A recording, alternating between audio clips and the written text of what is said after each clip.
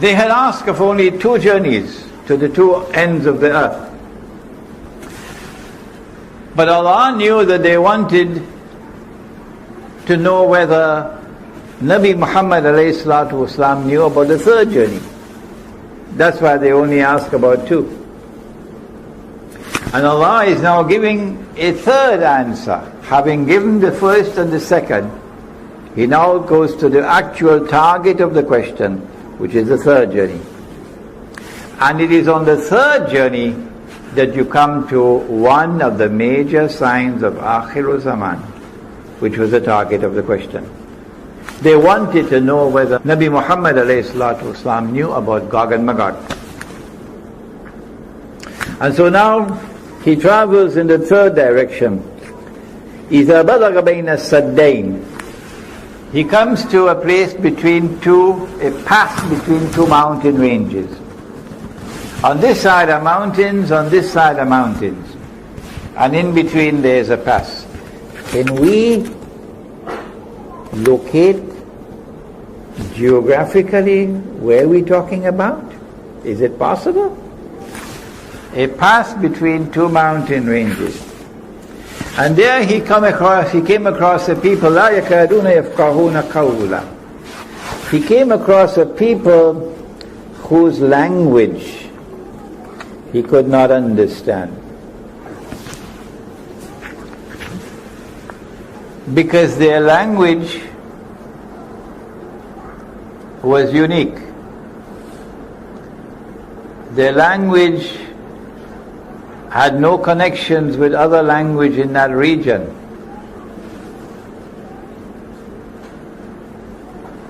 It was a language which was not connected with all the other languages in that region. It was a unique language. We're getting clues along the way, important clues for locating. When they had learned to communicate with each other, then these people spoke to Zulkarnain and said to him, Ya Zulkarnain, O Zulkarnain, Inna Ya'juj wa Ma'juj mufsiduna fil ard. Gog and Magog are committing acts of fasad in our territory. There are many sins that we can commit, but only some of them are called crimes. A sin you punished up there, but a crime you punish here as well. And amongst the crimes, amongst the criminal acts that we can commit, there are gradations of punishment. Like if you steal, cut off your hand. But the punishment that is severest of all is the punishment for fasad. It is not only that which corrupts but also destroys. So societies can collapse. Societies can be destroyed because of fasad, not just individuals or families. And fasad comes in many different forms. For example, Sodom and Gomorrah and their homosexuality. That's fasad. The corruption of agriculture. That's fasad. Many different kinds of fasad described in the Quran. And a good student will want to do some research and write a paper on fasad in the Quran. So Gog and Magog have PhDs in fasad. And so the punishment is the most terrible of all. At the lowest level of punishment is banishment. But at the highest level of punishment, it is cut off the hands and feet on opposite sides and crucify them until death. That's the worst punishment in the Quran. And this is what Gog and Magog do. But in the hadith, Allah speaks about Gog and Magog, and He says, I have created creatures of mine so powerful, Sahih Muslim, that none but I can destroy them. So they have almost an indestructible power. And they use their power exactly opposite to Zulqarnain. He uses his power to punish the oppressor. But they use their power to oppress. He uses his power to reward those who are righteous in conduct and treat them nicely. They use their power to wage war on the believers. He uses his power in such a way that shows respect for human rights. Even the human rights of the Aborigines of Australia, the human rights of the American Indian tribes who loved the earth and respected the sky and the rivers and the sea and the trees and the birds far more than the American people would ever do. How do you treat these people? He respected their human rights and left them as they were, but not Gog and Magog. Today the American Indians and the Canadian Indians are in prison, and they're drinking alcohol, and they're wearing blue jeans and eating McDonald's hamburgers. That's where they are today, from what they were before. O Zulqarnain, can you help us? You have the power. Can you build a barrier to protect us from these people? He should have said, I don't need to build any barrier. I'll move in there and I'll beat them up, and they won't touch you anymore. Huh? Like if a Muslim woman is walking on the street of Brooklyn, nobody dares to molest her. Oh no, not a Muslim woman. Not in Brooklyn, not in Harlem, not in the Bronx. Because you make the mistake of molesting a Muslim woman, all the men will be on you like tigers. And they'll teach you a lesson you'll never forget. So I don't need to build any barrier. I'll go and teach them a lesson they'll never forget. But no, he didn't say that. They said, we're prepared to pay you. He said, I don't need your money. What Allah has given to me is more valuable. He recognized that even though he had this power, his power was not enough to be able to go and teach them a lesson. So he agreed to build a barrier, recognizing that their power was so great that even he could not defeat them. What I need from you is your labor. Help me with your manpower. And I'm going to build a barrier between you. Now, number 96, verse number 96. Bring me blocks of iron. And so that has to be a geographical location where there's iron ore. It has to be a geographical location where there are mountain ranges and a pass between the mountain ranges. It has to be a geographical location where on the left you have a body of water which is so dark and murky that visibility is very shallow. Okay? And it has to be an area where there are large deposits of iron ore. Bring me blocks of iron. And after he had covered the pass with blocks of iron, he said, build a furnace, blow with your bellows, and now bring me molten copper. So he poured the molten copper, and the engineers, we have an engineer here, tells me that this is to prevent rust. And after he had built the barrier and covered it, the Quran speaks, it changes from the word saddain to use another word, sadafain. In verse number 95, آتوني زبر الحديد حتى إذا ساوى بين الصدفين. Previously the word used was saddain, but now the word used is sadafain. Sadain is two barriers, two mountain ranges. But Sadafain is something else. It is like the two sides of a shell. We're going to have some pictures of this now. The two sides of a shell. You've been to the seashore. When you open a shell like this, it will join at the bottom, but open at the top. That's the shape of the pass between the mountains. Join at the bottom, open at the top. So when he had blocked off this space, this Sadafain, now the molten copper is put on it, and then he says, هذا رحمة من ربي. Gog and Magog could neither scale the barrier nor could they penetrate it, so they are now trapped behind the barrier. And so Zulkarnain now says, هذا رحمة من ربي. This barrier is constructed in consequence of Allah's kindness and grace. فإذا جاء وعد ربي, but when that time comes of which my word has warned, إذا فتحت, they will not return to reclaim the town as their own until إذا فتحت, until Gog and Magog are released.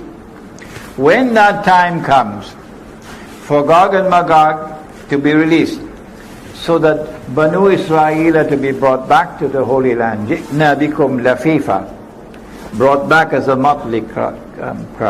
At that time, جعله دكا, Allah is going to bring down this barrier and it become dust. Would Alexander, the Greek general who worshipped Zeus and Mars and Venus was a goddess, instead of Allah, would he speak like this? And yet you have so many people saying Zulkarnain was Alexander, or Zulkarnain was some Zoroastrian who was an emperor of Persia. Zulkarnain has to be someone who worships Allah, the one God. When that time comes of which my Lord has warned, He's going to cause this barrier to collapse, to become ruins. And then at that time, وَتَرَكْنَا بَعْدَهُمْ يَوْمَئِذٍ يَمُوجُ فِي بَعْضٍ. Allah will then cause Gog and Magog, it seems, to surge against each other like waves crashing against each other. Or Allah will cause mankind to enter into an age of universal anarchy, with people surging against each other, clashing with each other all over the earth. وَتَرَكْنَا بَعْدَهُمْ يَوْمَئِذٍ يَمُوجُ فِي بَعْضٍ. And when you see these things happening on the face of the earth, you know the trumpet is coming. وَنُفِخَ فِي الصُّورِ فَجَمَعْنَاهُمْ جَمْعًا وَعَرَضْنَا جَهَنَّمَ يَوْمَئِذٍ لِلْكَافِرِينَ عَرْضًا. And on that day we shall place hell for all to see. In other words, this world is going to become a living hell before the eyes of those who deny the truth. الَّذِينَ كَانَتْ أَعْيُنُهُمْ فِي غِطَاءٍ عَنْ ذِكْرِي وَكَانُوا لَا يَسْتَطِيعُونَ السَّمْعَ. They are those whose eyes have been veiled against any remembrance of Allah. They could not bear to listen to the voice of truth. And then finally, this verse has to be included in the passage. أَفَحَسِبَ الَّذِينَ كَفَرُوا أَن يَتَّخِذُوا عِبَادِي مِن دُونِي أَوْلِيَاءَ إِنَّا أَعْتَدْنَا جَهَنَّمَ لِلْكَافِرِينَ نُزُلًا. Do they who reject the truth, do they perchance believe that they would succeed in embracing my true servants who worship me, to become their awliya, their friends and their allies, while excluding me? And thus to trap them in the world which will become a living hell. Verily we have readied hell, Jahannam, to welcome all those who deny the truth. This is the passage of the Qur'an that introduces the subject of Gog and Magog. Now let's turn to the pictures and see whether we can locate. This is the Caucasus Mountains here, the white being the snow. And on the left side there is a body of water which is so dark and so murky, with so much algae in it, that it has been given a name. And that name has been there with it for many, many, many years. Even the time of Ibn Kathir. It's called the Black Sea. It's called the Black Sea. Why? Because it is so dark. If you go to the Mediterranean Sea and you're on a ship, you could see several meters underneath the water. But if you go to the Black Sea, you'd hardly be able to see more than 1 meter underneath the water. Ibn Kathir recognizes this to be the sea mentioned in the Quran as Hamiyah. On this side of the Black Sea is the Caspian Sea. And in between the Caspian and the Black Sea is this body of land. So we say that Zulkarnain is traveling in that direction to the west, and then in this direction to the east. And incidentally, the Caspian Sea was destined to hold a huge basin of oil. A huge basin of oil underneath the Caspian Sea. The Caucasus Mountains are an unbroken range of mountains from that end to this end. But in between the Caucasus Mountains there is one pass, only one, in between. It's called the Dariel Gorge. Let's see if we have photographs of that. Here we are, the Caspian Sea, you can see it here. The Black Sea out there, that's Turkey. This is Syria, this is Iraq, this is Iran. And further south is the Holy Land. Next.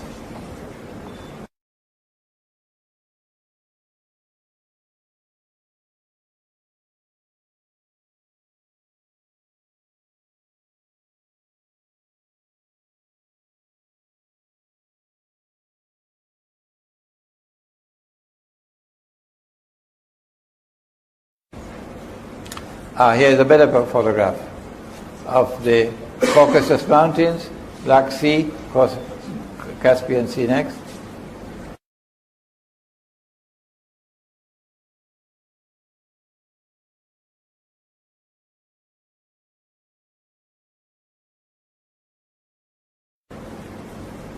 The Black Sea. You can see how black it is. And I have this photograph in my book, Gog and Magog. The Russian fleet, nuclear-powered Russian fleet, is over here.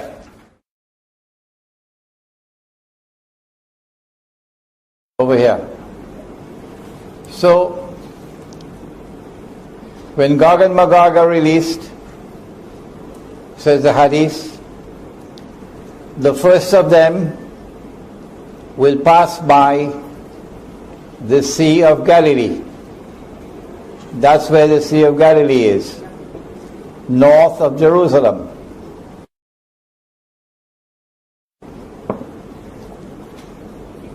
The Sea of Galilee is north of Jerusalem. And Gog and Magog are heading for Jerusalem. The word Jerusalem does not occur in the Hadith. It's the word Baitul Maqdis. So Gog and Magog are going to come down. The word Baitul Maqdis is actually there in the Hadith. Gog and Magog are going to come down to Baitul Maqdis. And in the passage, in the process of going to Baitul Maqdis, they're going to pass by the Sea of Galilee. So they're coming from the north. They're coming from here. Alright? So Zulkarnain travels this way and then this way. And in between is the passage. See if you can find that. The passageway between. Here we are. There is the gorge, and there's one side, and there's the other side. And it's like an open shell. See? The Quran is describing this Sadafain. There they are again, the Sadafain. Go ahead. Oh, terrible. An open shell. No, this is better than the one I have in my book. The one in my book is really ugly. An open shell. So we see the two sides of the shell there. Alright? So previously the Quran had used the word Saddain, but now it uses the word Sadafain. The two sides of an open shell like that. Go ahead. Better. There you are. The two sides of an open shell. There you are, and that's the gorge in between. Go ahead.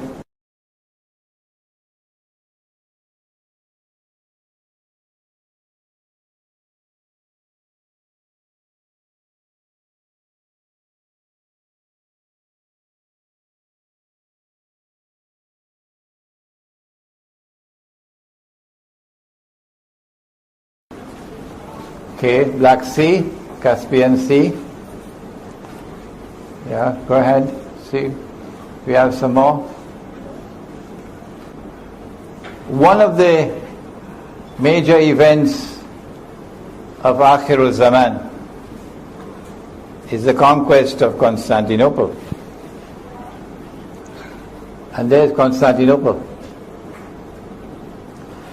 Mustafa Kamal insists that the name is Istanbul, and if you use the name Constantinople, you can be arrested.